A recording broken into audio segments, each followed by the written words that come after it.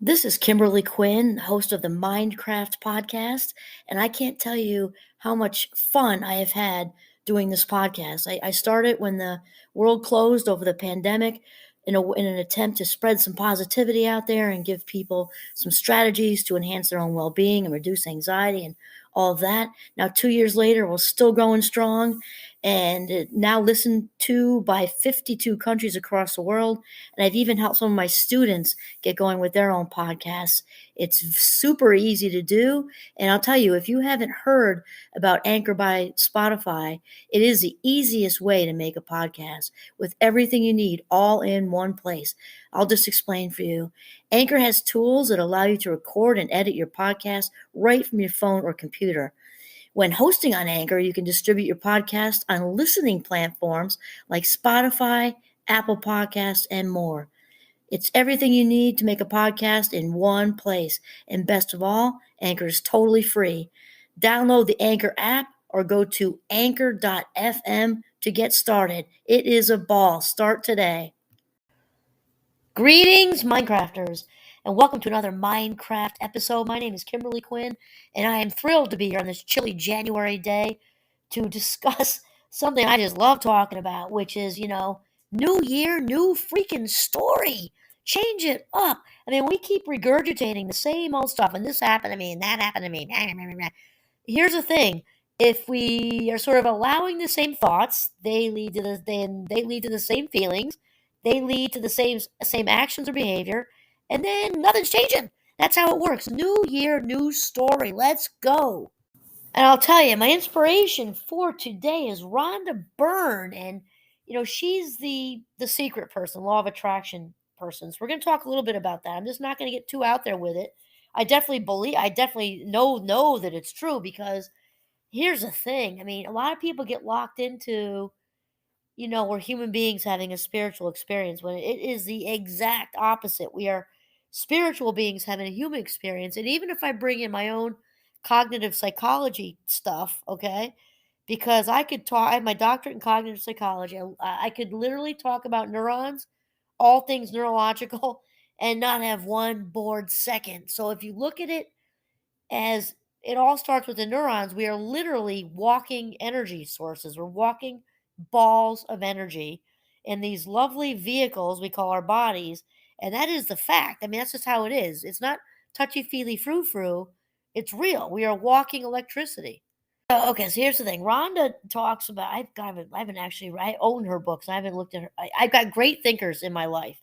I've mentioned many of them to you. Oprah, definitely top of the list, and Wayne Dyer. They're like co-tops of the list. And I've got Aaron Doughty. I've got Abraham Hicks. I've got Joe Dispenza. I've got Simon Sinek. I listen to so many different people. And Rhonda Byrne is one that I've been reading for a while, but not lately, like a long time ago. And somehow I just got like hooked into her for now. And that's good because clearly that is meant to be. So Rhonda Byrne's offer of the power and, secret, the power. And she starts off by saying, the real story is that you are an unlimited being. And you know what's strange to me? This is me ad libbing now, is a lot of people don't get that. They think it's just quantum physics, touchy feely, frou frou. And I mean, think about it. We're all connected divinely. You can label it what you want to. For me, it's God. It can be source with a capital S, higher power, the universe, however you want to say it, but it's just a simple fact. We are all connected to each other. What one person does, what we do to other people, we do to ourselves, and the reverse. And it's not until we get that we can really sort of authenticate, land in the place where we are living our best, highest vibe selves, and are just living the life on our high flying frisbee. I'm just saying. And then she says the real story is that the world and the universe are unlimited. So when we think of it this way, it gets extremely profound. Abraham Hicks talks about this. When we actually think about it, the God in me loves the God in you, or the universe, if you're a universe person, the universe in me, connected to the universe in you, that whatever it is that's bigger than all of us, which, obviously is, look, just watch a sunset one night and we get that it's not about us, right? Or you watch a baby being born, or not even a baby, or a baby, but not a human baby. I saw a horse be born when I was like really little, like 8 years old. And I remember standing there, my 8-year-old body and mind thinking, oh my God, you just watch that happen. And how can you not believe there's something bigger than all this, regardless of how you label it? It's not my job here to preach. I don't even like people like that. So, anyway, here we go. Okay, the source that's bigger than us, the higher power, universe, whatever, literally creates worlds. So when we think of that, think of tapping into that source. It's like the biggest generator you can possibly find. It's infinite. So then Rhonda says there are worlds and possibilities that you cannot see, but all of them exist. You have to start telling a different story. That's what we're talking about, a different story. We all have one. You've heard mine, right?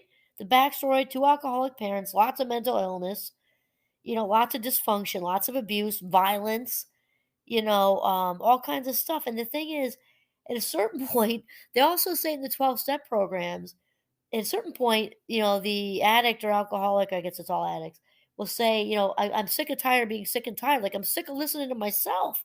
Never mind the poor souls around you. And it just gets old and tired. And it's time to change it up. And only when we change the hard drive is the external going to change. Are we going to invite and attract new people into our lives, new circumstances, new travel, new everything into our lives? That only happens when we change what's in the hard drive, what's in the vault.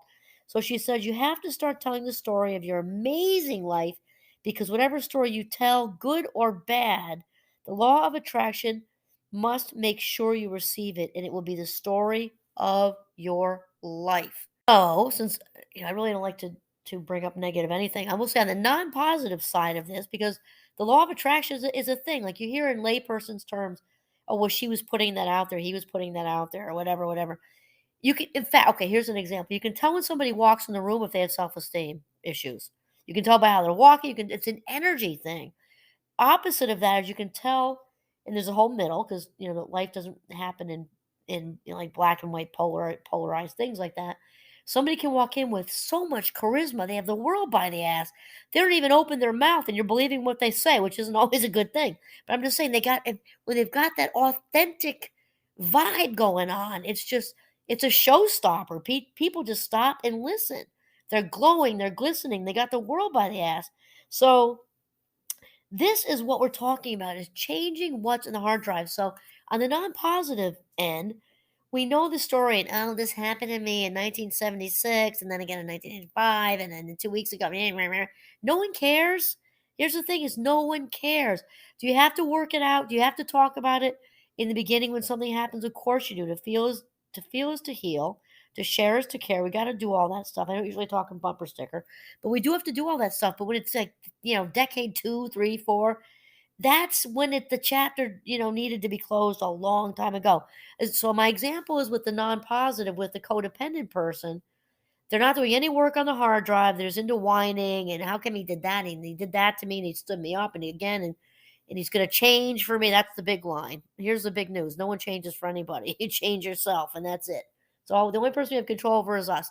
So they might even be hit, in an abusive situation, and then I broke up with him, and then they've broken up with 15 of this same guy, and then they think, okay, it's going to be different, and then lo and behold, another bad apple shows up at the doorstep wearing a different outfit. Well, of course he did, because you have not changed what you're putting out there. You've not changed your story. It's the same old thing.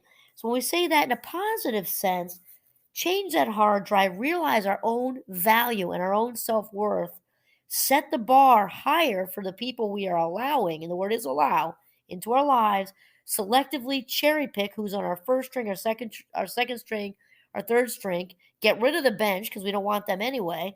And this is what we're talking about. Okay, I forget if I said this right, so we're just going to reiterate. So she says, there are worlds and possibilities that you cannot see, but all of them exist.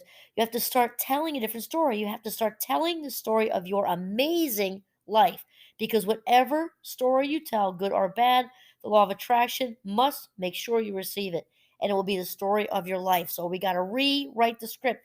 People don't get, they think they're just, I don't know, like they get the golden Wonka ticket, and you're the lucky one, or you get the shit ticket, and your life is gonna suck. And that's a lot of people think that. Oh, I'm just like, you're being led around like you're like a marionette, and the whole The universe is pulling your strings. That's not how it works. We are at the strings. We are the ones pulling our own marionette. We're the captains of our ship, and that's how it works. So she says, Rhonda says, imagine and feel whatever you want, and those will be the pictures you receive back in your life. Give love as much as you can and feel as good as you can, and the force of love will surround you with people, circumstances, and events that you love. You can be whatever you want. I'm going to say that again. You can be whatever you want. You can do whatever you want. You can have whatever you want. And the only thing I'm going to interject there, which Wayne Dyer, one of my absolute all-time favorites, would interject. All that's true. You can be whoever you want, have whatever ever you want, all that, everything, travel wherever you want, all that stuff, as long as we don't interfere with anyone else doing the same thing. That's the universal rule. We are following our authentic path. We cannot interfere with anybody else's authentic path. That is the rule. We can be our best selves. Okay, so here's the thing. Rhonda talks about feel it like you've already got it, like you've already got it. That is so key to manifest your heart's desire. First of all, it's got to be authentic. It's not about just picturing a bicycle and it's going to land in the yard. We're not talking about that. We're talking about your authentic path, knowing that whatever your authentic heart's desire is also going to benefit the world in some way. And that's what we're talking about. And to feel it, see it, believe it, so that when it actually happens, you're not surprised. You're grateful. You're oozing gratitude out of every orifice of your body. You're super grateful because that's how the universe knows you're in receptive mode. Like you're grateful for all these little things, therefore I'm going to send you more. We're not grateful for the little things. Why should the universe send you more? So we're oozing gratitude just out of every pore of our body, right? But the thing is, you've got to feel it as if you already own it, like whatever it is that's going to happen to you. I don't mean own as in material thing, but you own the new job, the new promotion, the travel, the house, the kids, the partner, whatever, that you as if it's already happened because this comes down to knowing your own value. If you don't believe you deserve abundance, it is not going to come your way. That's it. It just isn't. You've got to believe and put it out there that you deserve it. And then the abundance will come your way. We also need to give ourselves, okay, with that, we got to give ourselves permission for the abundance to land on our laps and also rid ourselves of any guilt. Because if you feel like, oh, if I take two pieces of pizza and everybody else only got one, then I should feel guilty because I took a second one. Well, yeah, if that's a real pizza party, then yes, you should because you were selfish. You took two, you didn't ask anybody. If you ask them all and they don't want a second piece and you do, well, go ahead, fine. But here's the thing with the universe is it's unlimited. There's unlimited pizza. So there is the guilt. You want to eradicate the guilt. That is such a huge manifestation blocker for people that they don't get because they think, people with lots of money are assholes. Well, that's not always true. And if you think people with money are have to be assholes and bad people, well, guess what's not coming to you?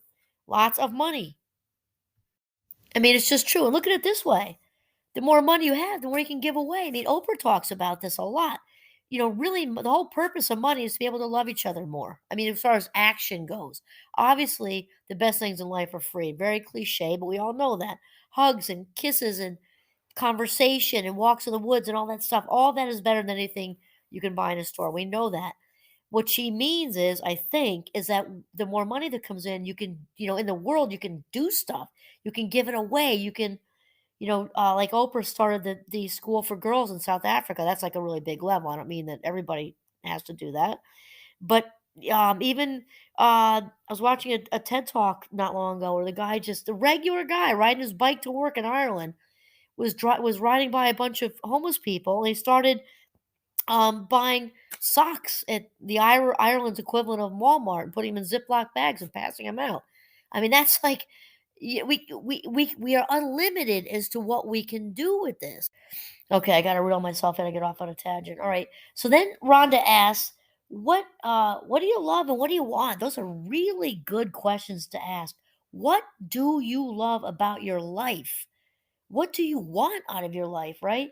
So Rhonda says, let go of anything you don't love about your life story and just keep the things you love. Okay, I love that. Let go of anything you don't love about your life story. I've got all kinds of things. I was thrown into a dresser when I forget how old I was, airborne, like bang, like smack dab into a dresser. And I don't really love that memory, but here's the thing with memories, they don't really go away. Do I need to reside there? No. Can I get just decide that memory is not one I want to relive? Of course I can. Absolutely I can. We don't need to reside in bad things that happen to us. And instead what we can do is reframe those things that happen to us.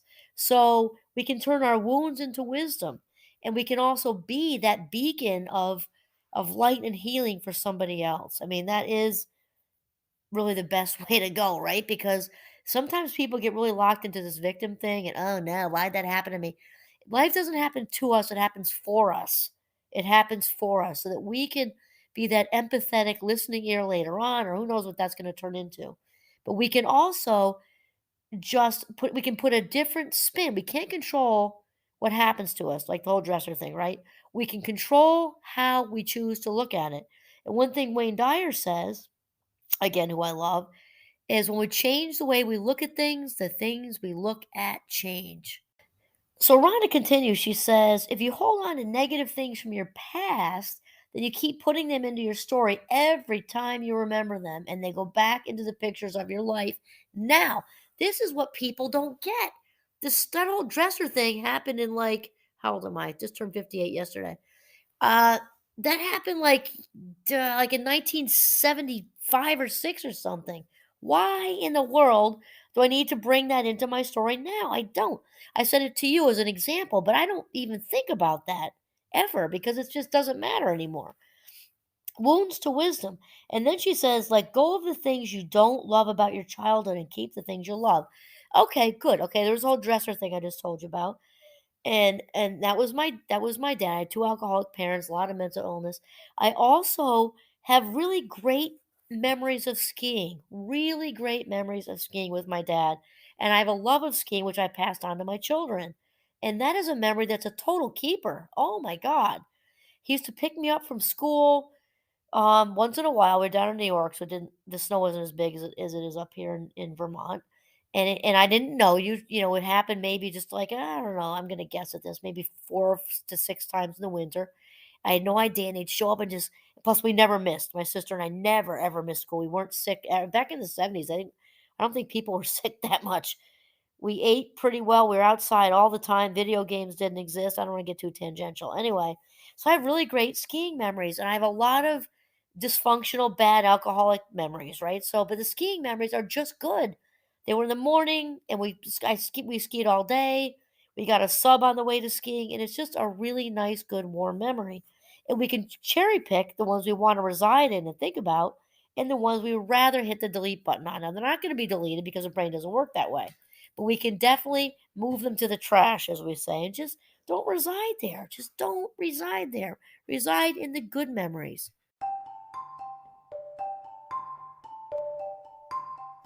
And so Rhonda says, let go of the things you don't love about your childhood and keep the things you love. That's just what I'm saying about the skiing memories.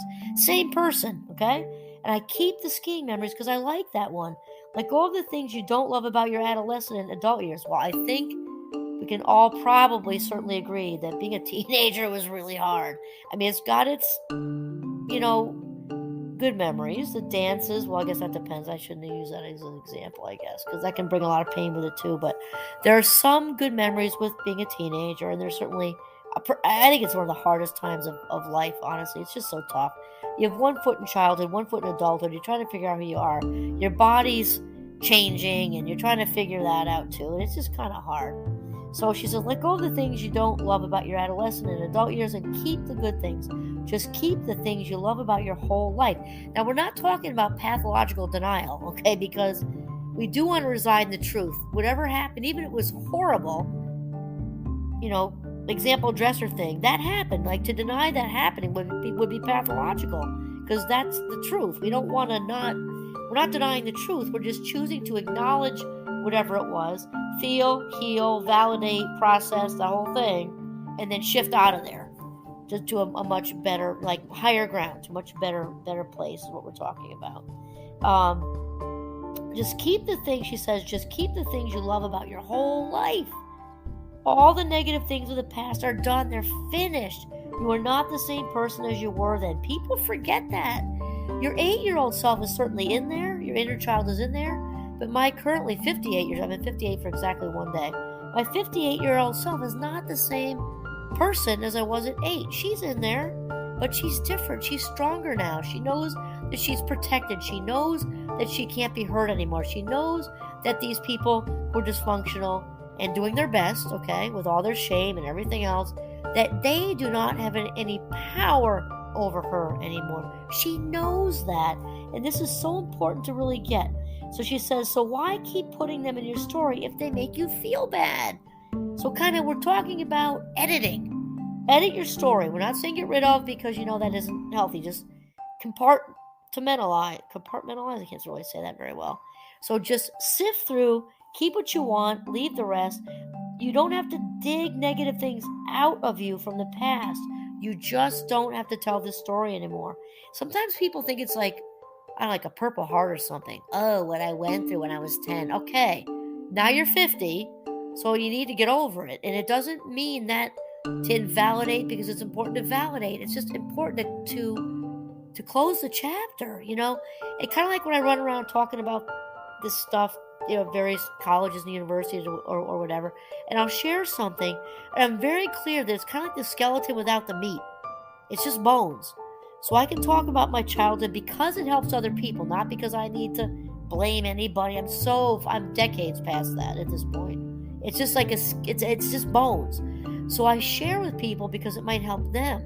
But it's very, very important that we don't, I guess, to identify with our story as if it's part of our bone marrow or something, because it really isn't. It's over. And if we got into how memories change, that'll be a whole nother episode. But the past is over. It's done. So then Rhonda says, just don't put these memories in your story anymore. Leave them where they are in a box in your brain attic and change your story. This is a brand new year, new story, brand new you. This is Kimberly Quinn signing off from the beautiful and chilly Northern Vermont. Have a mindful, brand new day.